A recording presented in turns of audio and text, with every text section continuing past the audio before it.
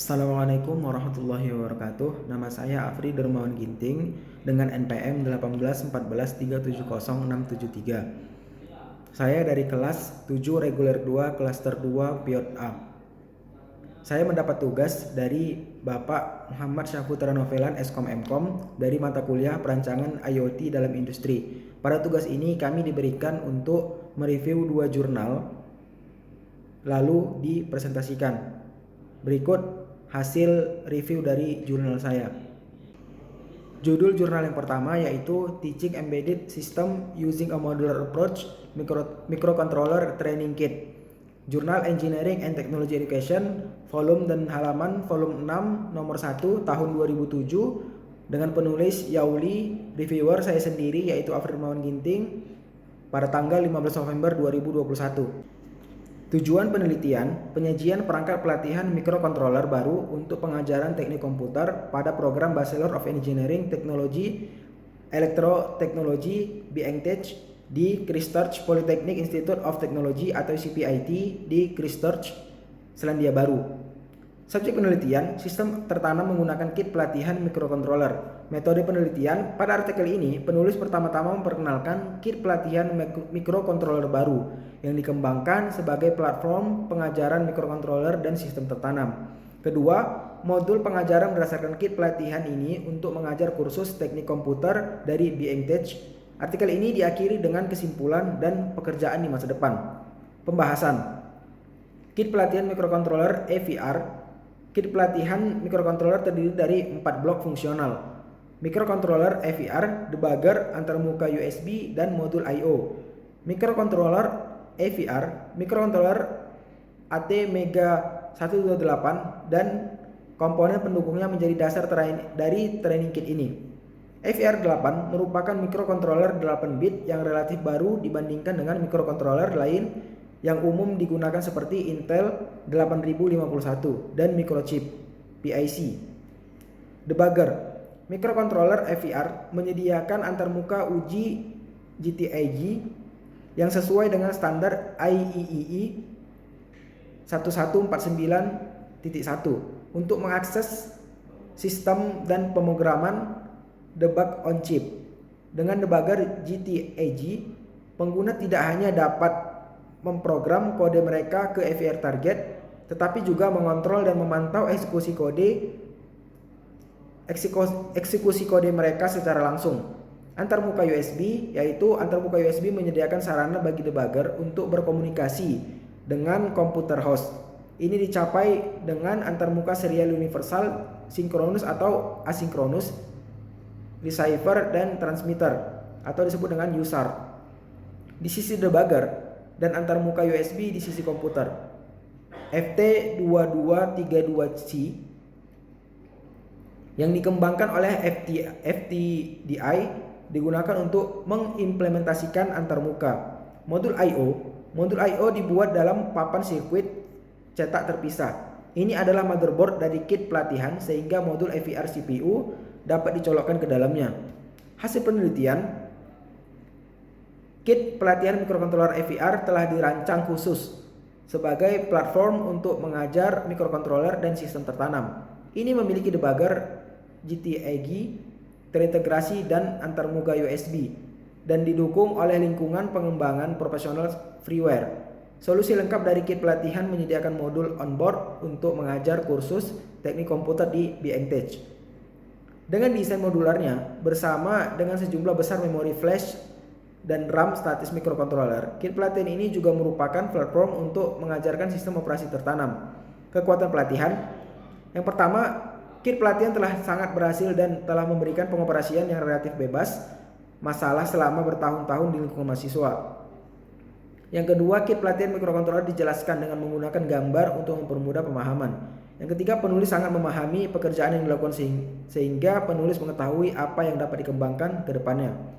Kelemahan penelitian, reviewer belum menemukan kelemahan dikarenakan peneliti banyak menggunakan istilah yang khusus pada bidang ini. Judul kedua yaitu sistem cerdas kontrol keran air menggunakan mikrokontroler Arduino dan sensor ultrasonik. Jurnal Nasional Informatika dan Teknologi Jaringan.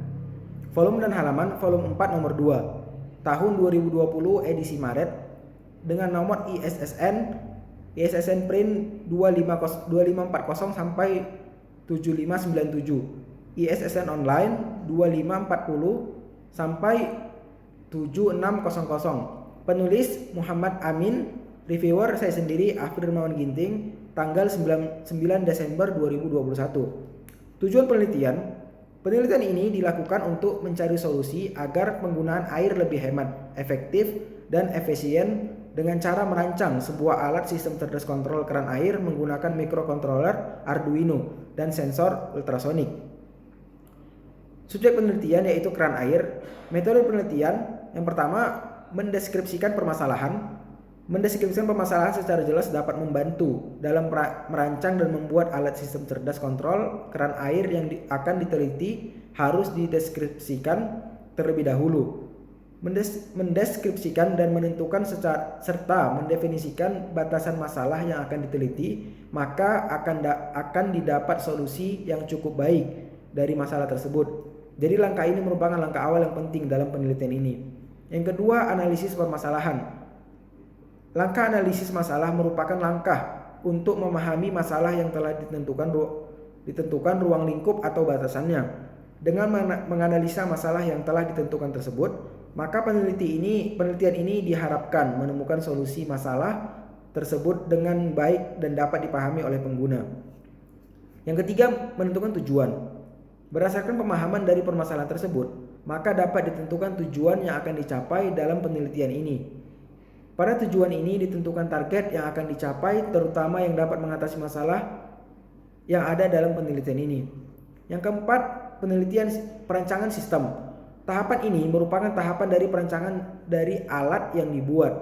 Pada tahapan ini dibuat desain blok diagram dari alat dan rancangan rangkaian alat sistem cerdas kontrol keran air. Yang kelima, pembuatan sistem. Tahapan ini merupakan tahapan untuk membuat alat kontrol keran air. Pembuatan sistem kontrol didasarkan pada desain blok diagram dan rancangan alat yang telah dibuat pada tahap sebelumnya. Yang keenam, pengujian sistem.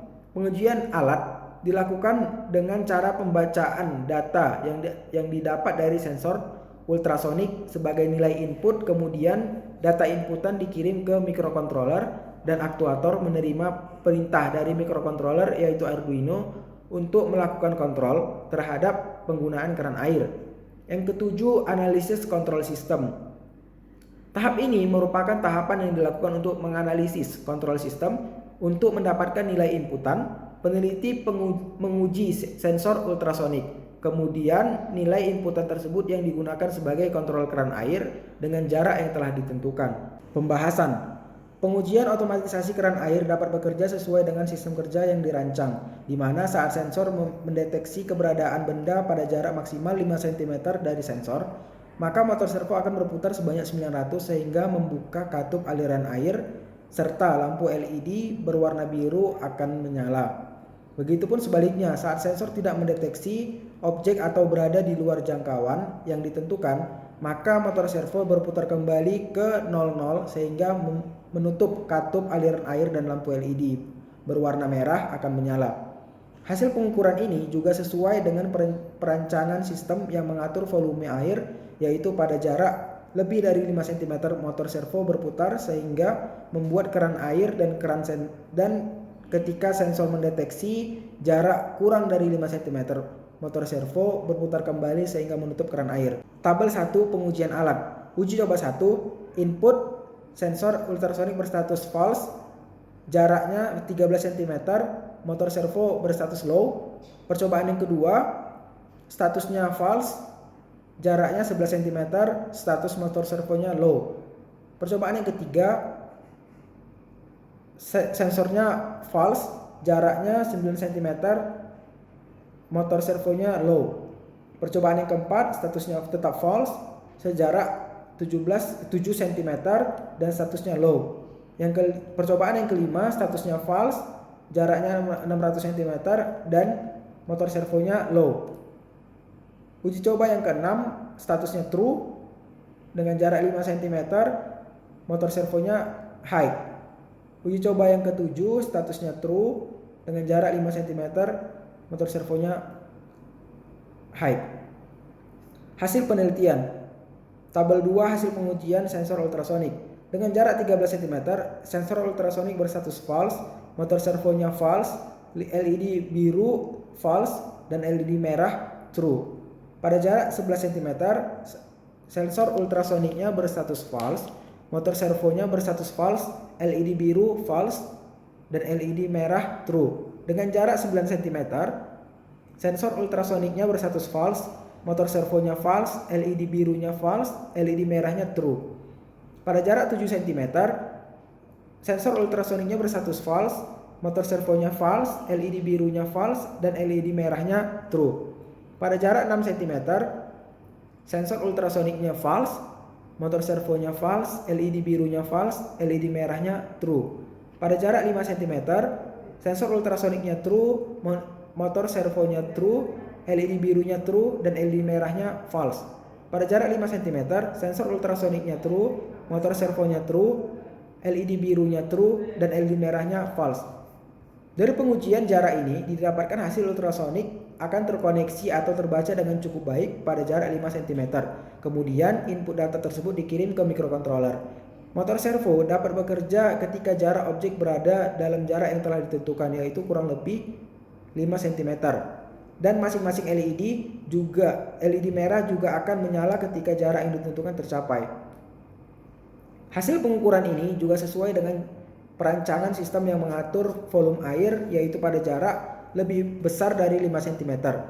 Motor servo berputar sehingga membuka keran air, dan ketika sensor mendeteksi jarak kurang dari 5 cm, motor servo berputar kembali sehingga menutup keran air.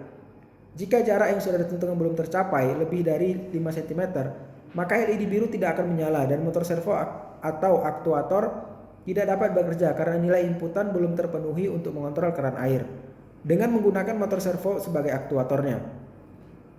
Pengujian selanjutnya adalah pengujian penggunaan air pada keran dengan menghitung jumlah waktu yang sama banyak airnya yang digunakan dengan asumsi debit air dalam tandon adalah sama dengan durasi atau waktu pengujian adalah 1 jam. Kekuatan penelitian, yang pertama, jurnal memiliki alur yang baik dalam penulisannya. Yang kedua, tahapan penelitian sangat detail dijelaskan. Yang ketiga, penulis menjelaskan dengan menggunakan gambar jadi lebih mudah untuk dipahami. Yang keempat, hasil pengujian sangat jelas karena dijelaskan dengan menggunakan tabel sehingga mudah untuk dipahami.